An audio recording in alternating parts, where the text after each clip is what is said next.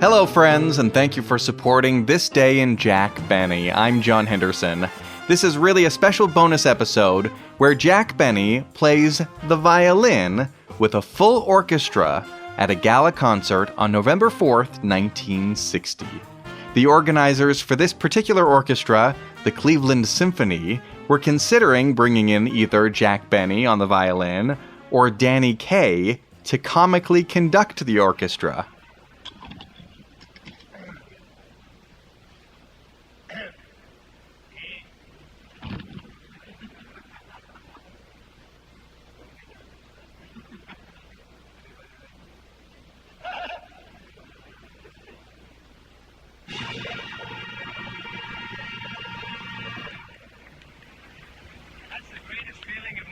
Power in the whole world. Watch. All I have to do is do that, and 110 musicians will raise their hands. Watch. Isn't that beautiful? Do any of you know the Tchaikovsky suite? Do you? Well, fine. We're not going to do that one. We're going to do one that is a... Well, you're going to explain it. All right?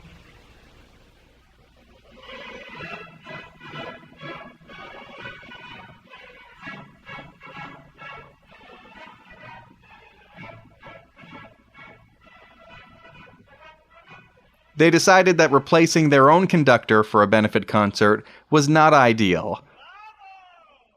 But Jack Benny, as a solo violinist, was too good to pass up. The proceeds for the concert went to the orchestra's pension fund. This was just one in a tour of benefit concerts that Jack Benny did. Was Jack Benny really a great violinist, or was he actually terrible? In a moment, you'll be able to judge for yourself. But if you want an expert opinion, there's probably no one in a better position to tell than Larry Corkji.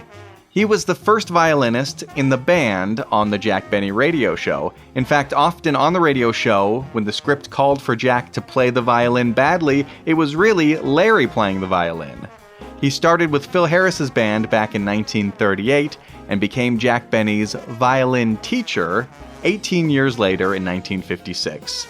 He knew the truth of Jack Benny's violin abilities better than anyone. In a newspaper article the week of this concert, he said, quote, "I really believe that, as a comedian, he's one of the best violinists. Not the best violinist by a long shot, but one of the best. As a comedian. Jack gets by with difficult technical passages that fool the layman. That's the beauty of his artistry. The way he covers up. His timing is absolutely beautiful. But he makes a lot of mistakes." Unquote. Jack Benny would be playing on his Stradivarius, which was worth at least $25,000 in the 1960s. He also had a bow, which once belonged to a great Belgian violinist. In the episode, he plays for about 10 minutes with the orchestra, then he addresses the audience and does some comedy, and then more music and more comedy. At one point, he mentions Zsa Zsa Gabor. I hear you're falling in love and not with me. How is that possible? So put on your formal dress and enjoy the symphony.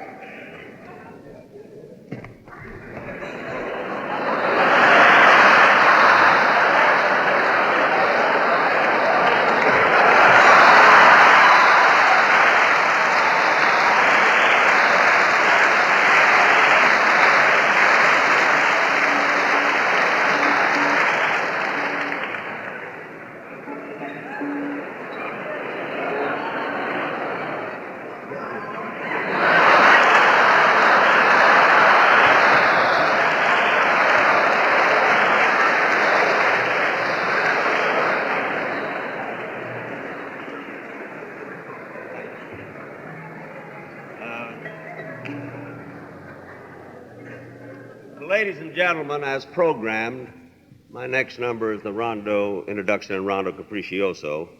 And this being the first time that I have ever played it with a symphony orchestra, with your approval, I would like to have my music for this. Could I have the stage hand, please?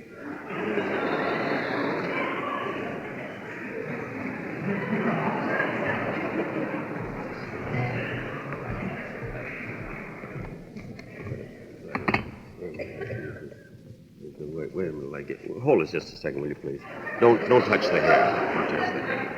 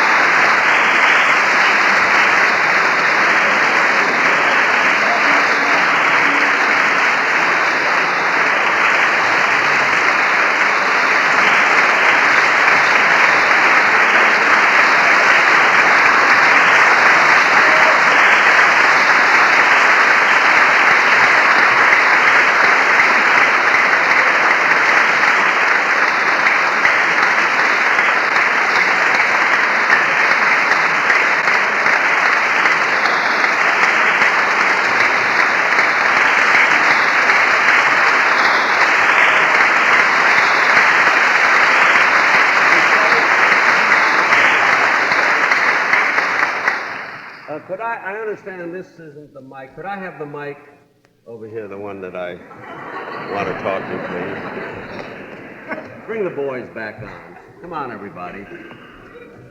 Thank you very, very much.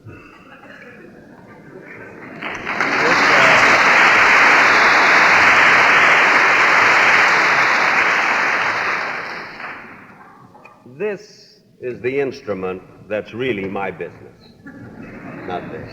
Is this on? Is it now? Now, okay. I got a lot of guts, haven't I?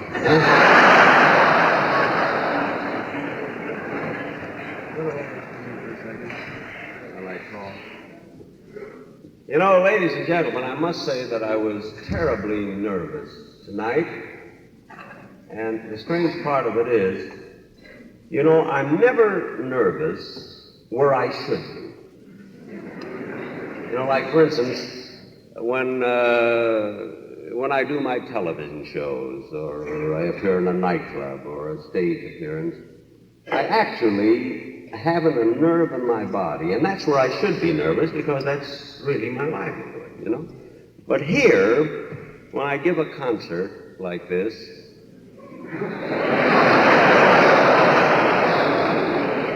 I get so terribly nervous, and I don't know why. I'm doing it for nothing, you know. I'm doing it so serious.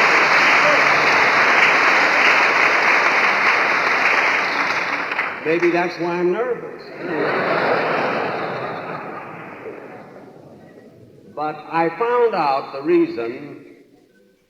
You know, some time ago, you know, when you walk out on the stage like this, you know, here on with such a wonderful orchestra, and this is really and truly, I know, one of the great, great orchestras of not only America, but the whole world.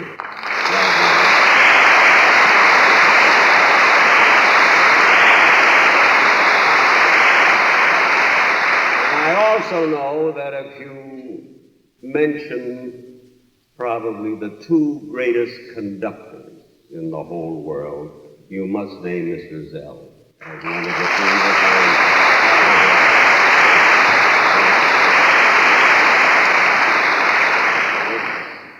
So I guess that's what makes me nervous. I walk out in front of all of these wonderful musicians, and I feel so inadequate, so alone out here, it's like being stranded on an island with Zsa Zsa Gabor and her boyfriend,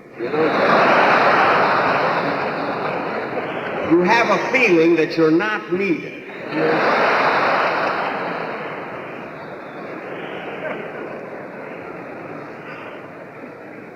But I actually enjoy these concerts more than even my television. I have more fun out of this. Whether I'm nervous or not, I have a lot of fun. And I'm going to do a lot more. I have Sunday night, I'm doing one in Cincinnati. A little later on, I'm going to Boston, Philadelphia, and then I'm going down to Miami Beach, Florida, and do one there. I haven't been in Florida. I don't go to Florida very often anyway. I figure if Ponce de Leon couldn't find it, the hell with it.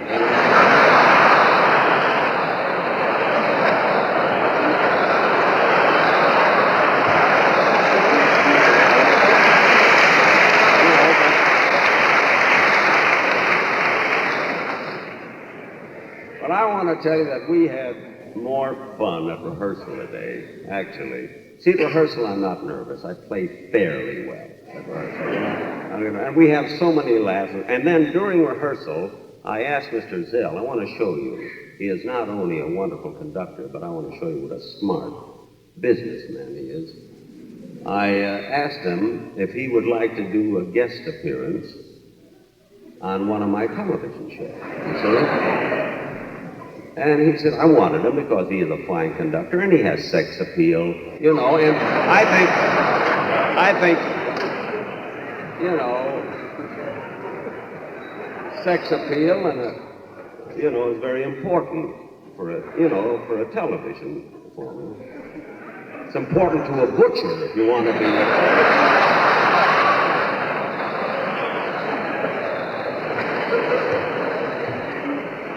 Anyway, I asked Mr. Zell if he would appear in Los Angeles. He said yes. And I asked him how much he wanted just to conduct one number without hesitation. He said, I want my expenses and $5,000. This is for one number, so I don't know. I just looked at him, I didn't bat an eye or move a muscle. I believe they call it temporary paralysis.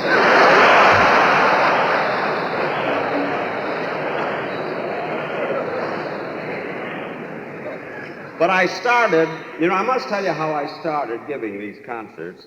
It happened actually about 4 years ago. When I was a kid, I used to play the fiddle. When I was a kid, a little kid, And then I didn't practice again until 4 years ago. Never touched it to really practice. So 4 years ago, I decided to give some concerts. And it started,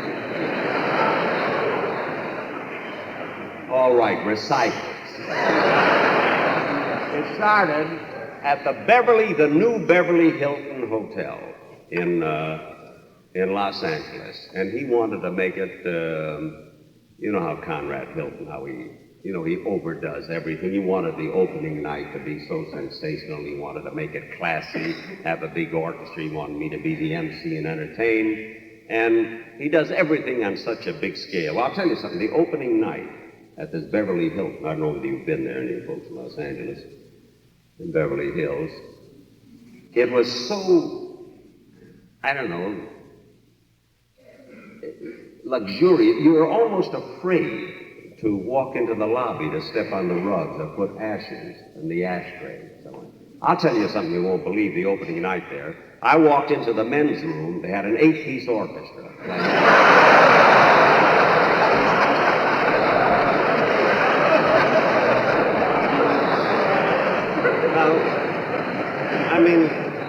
That's overdoing it, and a violin and a piano would have been plenty.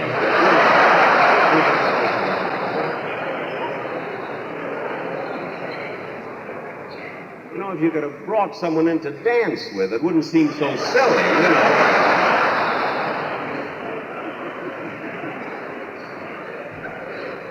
Just to stand there and request numbers,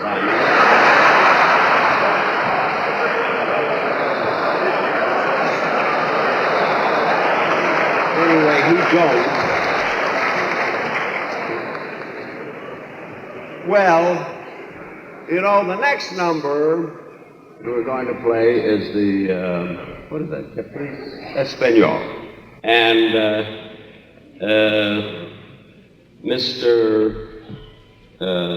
Sell invited me to be the concert maestro for this number. So with your approval, I'm going to do it. I'll shut this off first and we'll begin.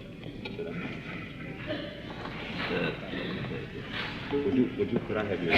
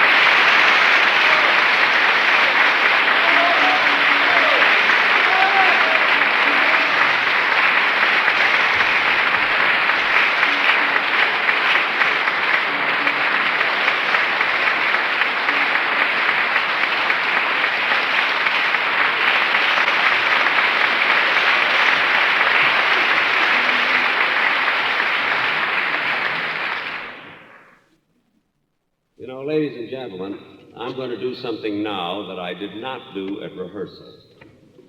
It's hard to believe I rehearsed the other stuff, isn't it? But I saved this. I told all the boys, Mr. Zell, and all the boys that I was going to save this for them. This is to make them laugh.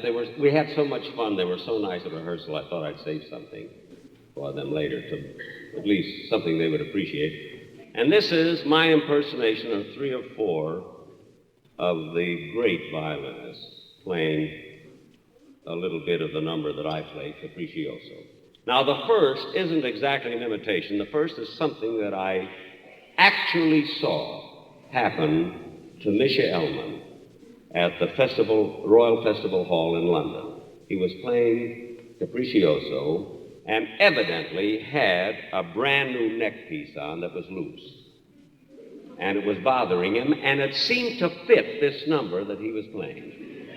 And it went something like this. This is something that really and truly happened to him. He was bothered with this all the way through, and he kept fixing it and everything.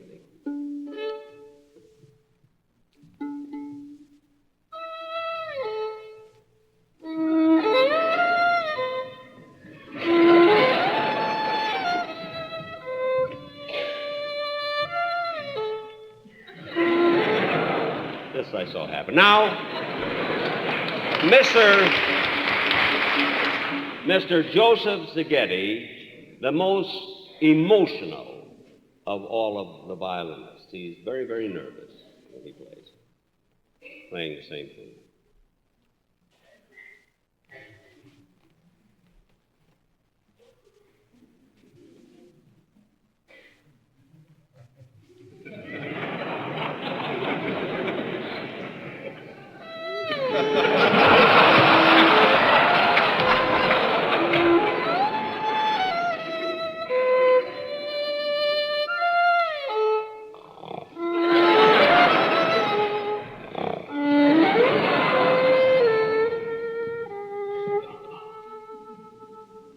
And now, Mr. Isaac Stern.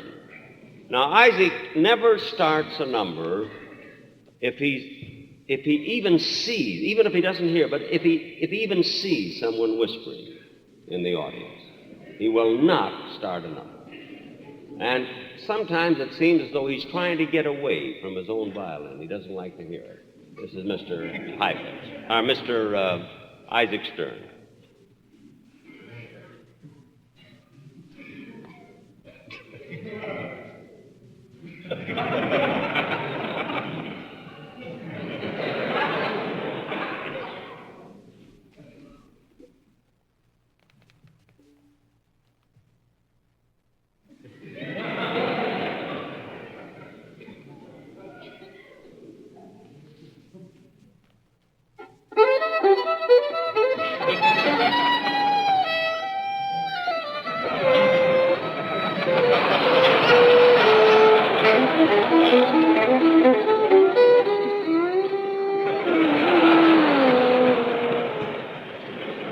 And now,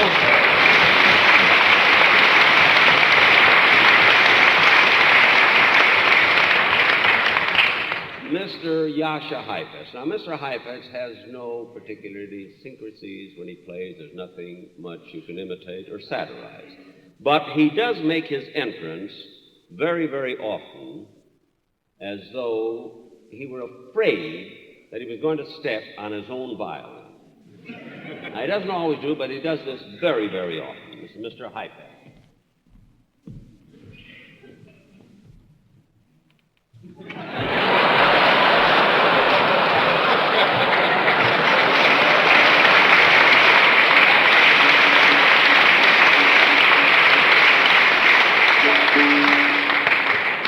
Now, I'll have Mr. Heifetz play something. I'll put this over here in case I can't play it by heart. I'll tell you what I'm going to do. I'm going to play, a lot of people have asked me what started the feud between Fred Allen and myself. And this actually started by a little boy on his program playing the Bee by Schubert. And this started 26 years ago, and this feud kept going all those years until this great comedian passed away. There was the V by Schubert. Maybe I'll remember that.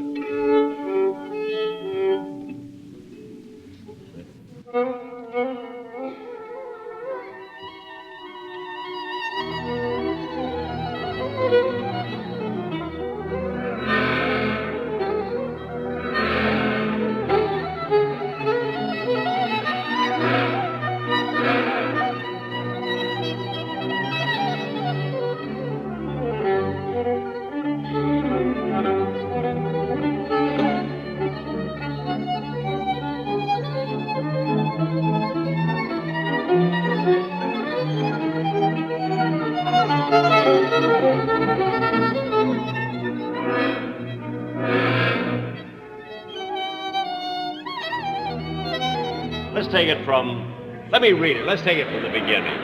Wait, I have to practice first. I'll take it once more. It's very short anyway. Ready? 1 second. I had a feeling I'd forget it.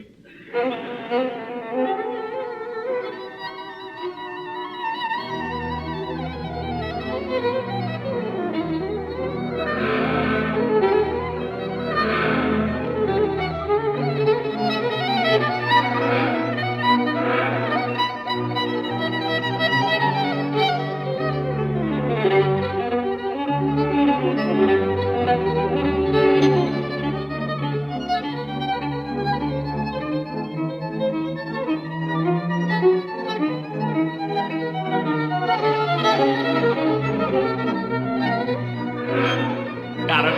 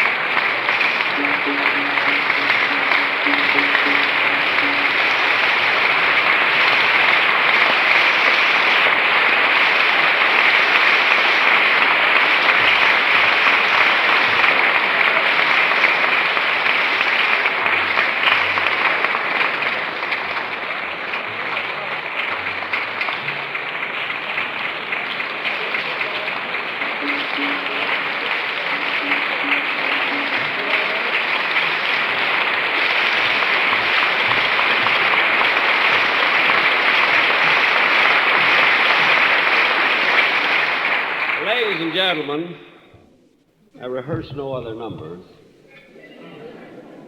It's lucky I got through with what I did, you know. But I'll tell you, I'm going to tell you, we're such a wonderful audience and so nice, and I had the most wonderful day between the rehearsal and this performance, that I'm going to tell you a joke. Now, as a rule, I never tell jokes. I ramble along and talk, like I do in my programs, and very seldom do I tell an out-and-out joke. Now, somebody told me this about 3-4 days ago. Then I told it to a few people who told me they'd heard it before. It's an old one, and I had never heard it. So if some of you have heard it, don't stop me. I'd love to hear it again anyway. I think it's a very funny story. It has nothing to do with music, the concert, or anything.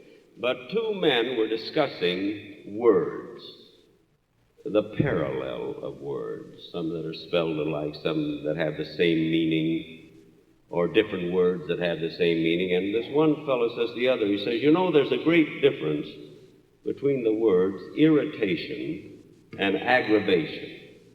The fellow said, what do you mean? He said, well, I'll show you. Okay, give me that telephone book. So he picked up the book. He said, I'll pick any number at all. So he picked a number. He called, dialed the number. A lady answered the phone, says, hello.